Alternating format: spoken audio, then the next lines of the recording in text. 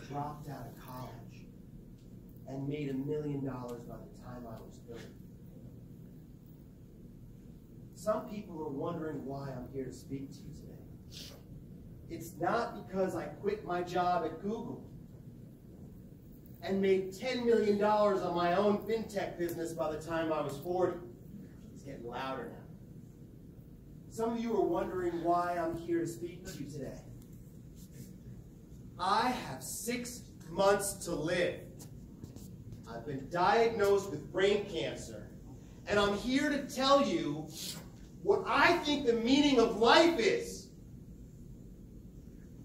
If you want to drop out of college and go and start your own business, do it. If you work in a business and you have a boss that's wearing a suit, you don't have to listen to that guy. Walk out and do your own thing. Follow your passion. Don't ever listen to a guy wearing a suit and telling you what to do. Then he puts on his hoodie, closes his thing, and walks off the stage, dropping the mic, and 1,000 high school students are screaming and yelling and cheering. And then I get to go up on stage in my suit. Hello, students. I'm here to speak to you today about success. So, I don't know what the worst thing that can happen is, but if you're prepared to speak in front of a group and you know your material and you've had some practice, there are ways for you to get through this. So hopefully you guys won't have to deal with that today. But let me ask you a question. How do you guys define success? Will somebody in this room tell me one aspect of what makes someone successful? Somebody. To record it. Failure, you can learn to be successful from failure, yes? Maintaining a good job, being engaged in what you do, yes? Yes. Talk about money. What else?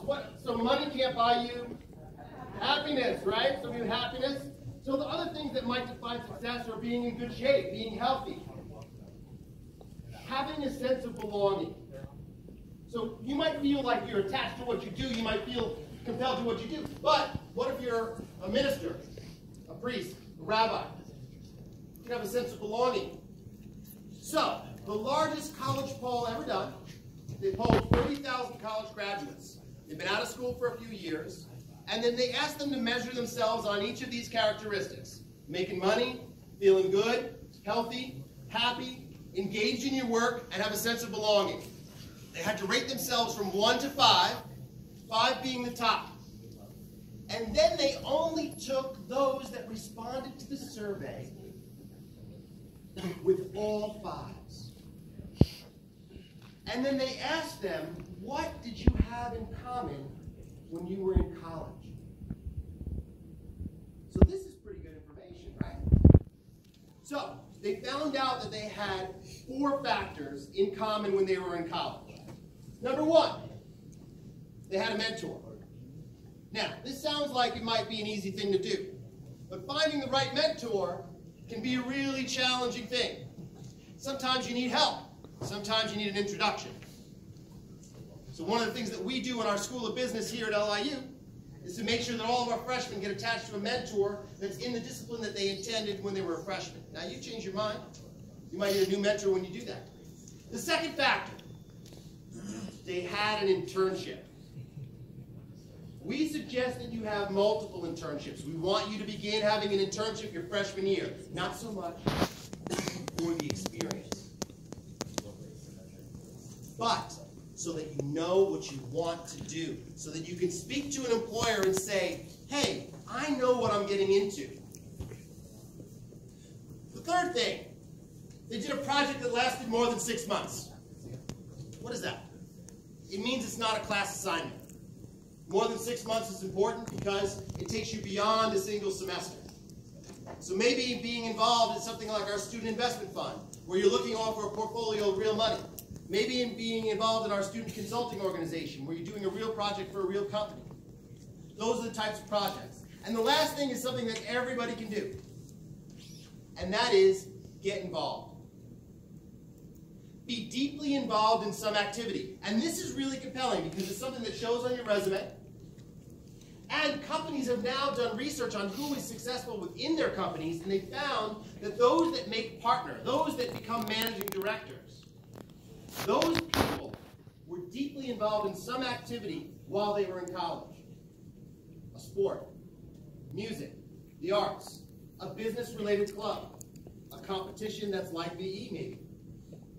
So those are the things that led to people being successful in all those 5 categories. So for those of you now thinking about the college choice, maybe those are things that you never even thought of asking. Maybe those are things that aren't showing up on the brochures. Those are great questions for you to ask if you're invested in your own success in the future.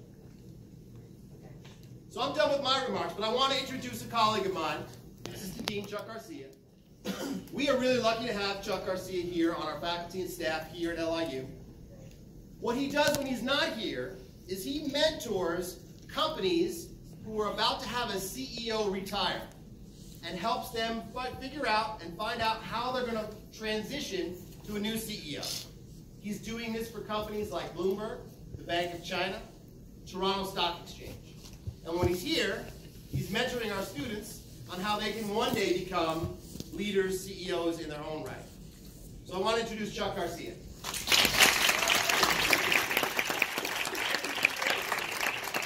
Good afternoon. Good afternoon. Everybody who presents here today is going to be communicating in 2 languages. What are they? Okay, English. It's a no-brainer, right? Boy, that was a difficult question. What's the second? Indeed. We know that when you're speaking in English, that's what we hear. But there's something that just is as critical as that, and that's what we see. Because in this day and age in the media, it's very difficult to believe what you hear. You 100% of the time believe what you see. And when you get up here, you are going to represent the integration of what we hear and what we see. And what we see is not negotiable. It cannot be anything other than what it is the judges are interpreting. So let's put it to a test. Everybody stand up. Not the judges, not the faculty. You are going to present today, stand up. First thing I'm going to ask you to do, take a deep breath. I'd like you to repeat after me. Experience is the name we give to our mistakes. Today, we're going to make mistakes. And we will forgive ourselves and our colleagues for making them. Today, we will strive for progress.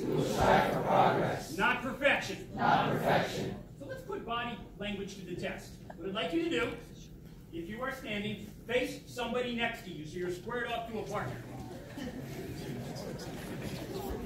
All right? Everybody, let's wait until we hear a pin drop. Now, what I'm going to ask you to do, without speaking, I would like you to shake your partner's hand as if that handshake matters.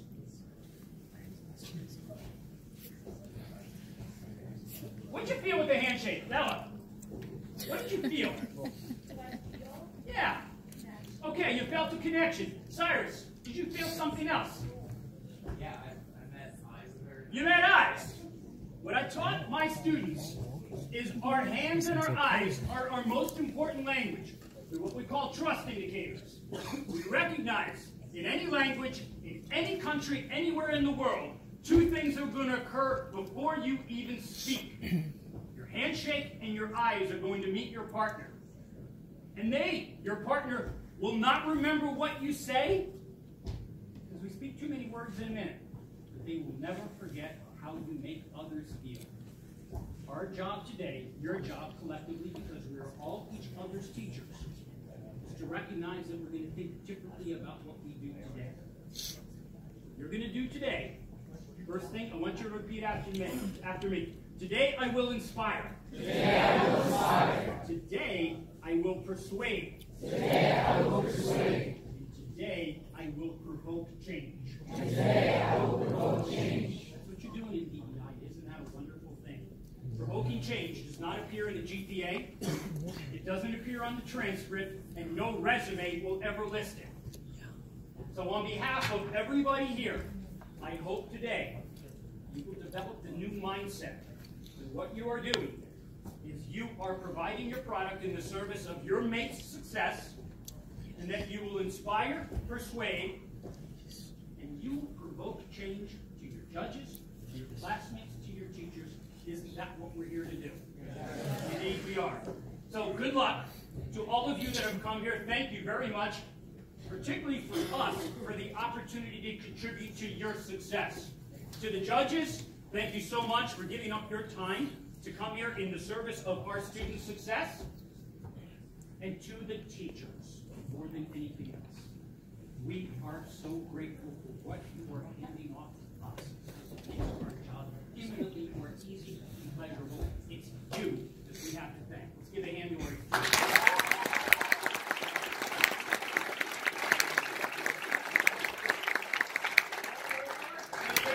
Shall we begin? Yeah.